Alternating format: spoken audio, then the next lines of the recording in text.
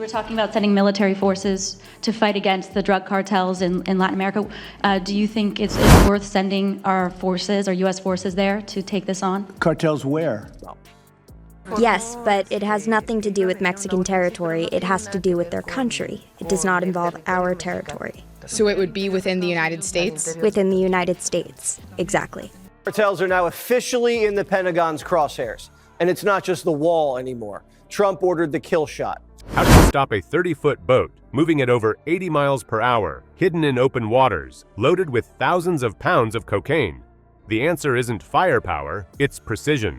From sniper shots to thermal cameras, the U.S. Coast Guard and Navy designed a playbook that could crack even the most sophisticated cartel routes. And in this mission, that strategy wasn't just tested, it worked. But the details of how they pulled it off will surprise you.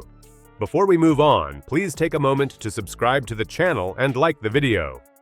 A faint signal blinked across the radar screen just west of Ecuador. Most crews might have brushed it off as noise, but aboard the USCGC James, that single trace carried weight. Smugglers in this stretch of ocean had mastered the art of slipping past detection, and the smallest anomaly could signal a fully loaded cartel vessel. To ignore it would risk letting thousands of pounds of cocaine vanish into American streets. That moment lit the fuse on one of the longest, most relentless hunts in Coast Guard history. The James, a 418-foot national security cutter, moved quickly to shadow the contact. This ship wasn't just another patrol craft. It was a floating surveillance node designed for long-range operations where cartels felt safe. The cutter's crew worked in shifts around the clock, cycling through radar screens, satellite calls, and drone feeds. El Presidente doesn't comprehende. This isn't a Mexican standoff, this is an order. The CIA is already flying surveillance drones over Mexican territory, gathering intel on the battle space. And we love this country like they love their countries. We have to protect our country. So, we're playing a tough game. Central Latin America. Well, Latin America's got a lot of cartels. They've got a lot of drugs flowing. So, we want to protect our country. We have to protect our country. We haven't been doing it for 4 years. The suspected target was no ordinary fishing vessel. Intelligence hinted it was a makeshift cartel lab on the water, a floating stronghold that could manufacture and move drugs, far from land-based detection. If that was true, stopping it required more than a boarding. It meant staging a full maritime assault in seas where speedboats could whip across waves at highway speeds. Smugglers relied on so-called go-fast boats, narrow hulls packed with triple or quad outboard engines able to hit speeds near 80 miles per hour. The alternative was the low-profile craft. Built almost flat to the waterline, these fiberglass hulls were painted blue and gray, leaving radar operators with almost nothing to track. Even when fully loaded, they skimmed the horizon like shadows. Against a standard patrol ship, they almost always held the speed advantage.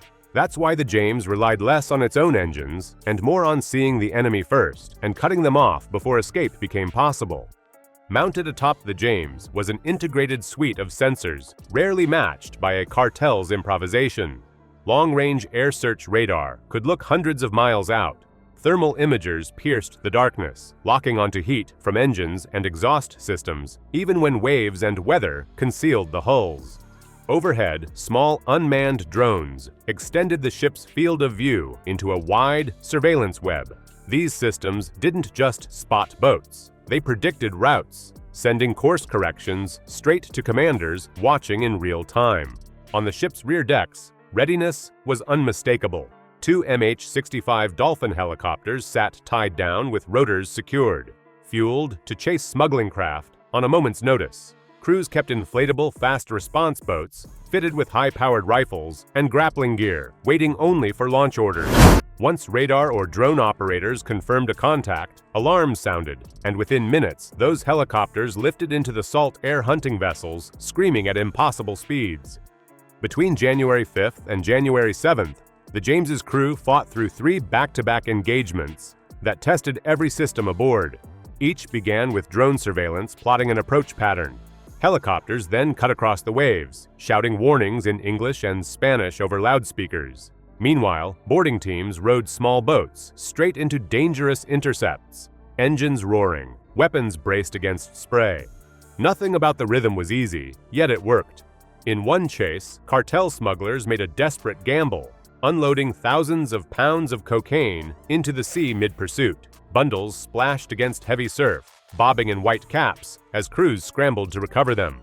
For Coast Guard teams, this wasn't optional. Each package was evidence, each kilogram denied to traffickers, and recovery meant risking smaller boats in choppy water where capsizing was possible. Still, the crews pushed forward, building a case against every runner captured. The entire hunt was backed by a command far from the Pacific.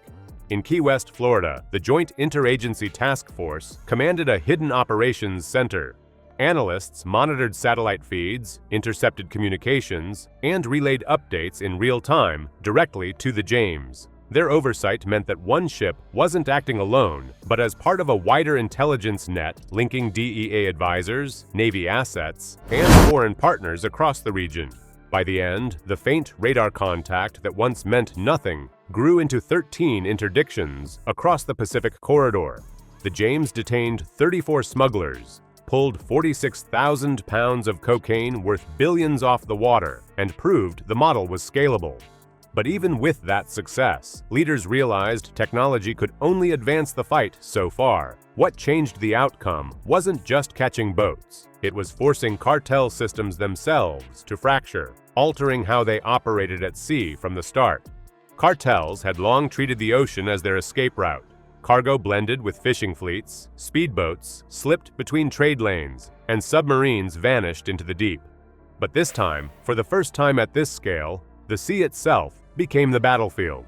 What happened off South America was not about intercepting a single vessel anymore. It was about breaking an entire logistics chain laid out across thousands of miles of water. For decades, the pattern had looked the same. A suspicious radar contact marked a chase. A cutter swung into position, deployed small boats, fired warning shots, and seized cargo if the smugglers failed to sink it first. Each successful interdiction meant a record haul, often highlighted by officials back home. Yet the results fell short of cutting the networks behind them. Every captured crew would be replaced the following week. Every seized load was a tragedy for traffickers, but never a death blow. The sea provided both cover and depth, and the old playbook left interdictions locked in reaction mode. The cartel response grew more sophisticated. Hidden compartments emerged inside legitimate shipping containers. Launching crews were trained to scuttle boats before boarding teams arrived, and new replacements were already positioned before the old ones were even caught. Their most dangerous adaptation was the semi-submersible. These 80-foot narco-subs could hold crews of 4 and stay at sea for weeks at a time, moving up to 10 tons in one journey. Hulls were crafted from steel and fiberglass, painted sea blue, and designed to ride just a few feet above the waterline. Some were now self-destructing vessels with valves drilled to flood the interior if inspectors tried to climb aboard, sending cargo and evidence straight to the bottom in minutes. Cartel engineers believed they had finally created a weapon the Coast Guard could not match. The scale of the fight changed with multinational cooperation. In what became known as Operation Orion, over 62 nations joined to tackle maritime traffic across both oceans. Intelligence sharing expanded, radar coverage overlapped, and air patrols increased.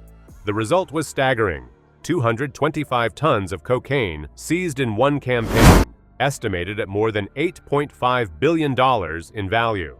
It was proof that cartels could be overwhelmed not through single interdictions, but through synchronized global pressure. The U.S. adopted the lesson in its own way, pairing cutters to mirror the same concept on a smaller scale.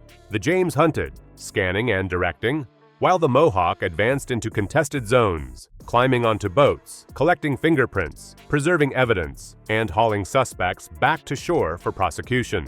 The breakthrough came not from catching faster boats, but from predicting launches before they escaped. Intelligence analysts began fusing data streams together: intercepted calls, drone readings, satellite imagery, and maritime registrations. Instead of chasing finished cargoes, ships turned to intercept the next replacement before it even touched the water. Each wave of seizures cut deeper, striking at the safety nets cartels depended on.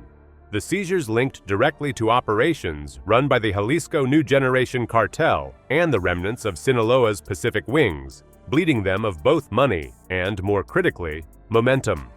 By combining surveillance, intelligence, and precise interdiction, the Coast Guard turned the Pacific into unfriendly ground for cartel operations. Each cutter, drone, and helicopter made the ocean less a highway and more a trap. Success wasn't measured just in seizures, but in forcing traffickers to recalculate risk. Of course, for every vessel stopped, others slipped past, reminding us no operation seals the sea completely. Yet secrecy is no longer guaranteed, and cartels now face exposure across routes once considered safe. The question moving forward is simple. Should this pressure remain offshore or extend inland where rebuilding networks still grow?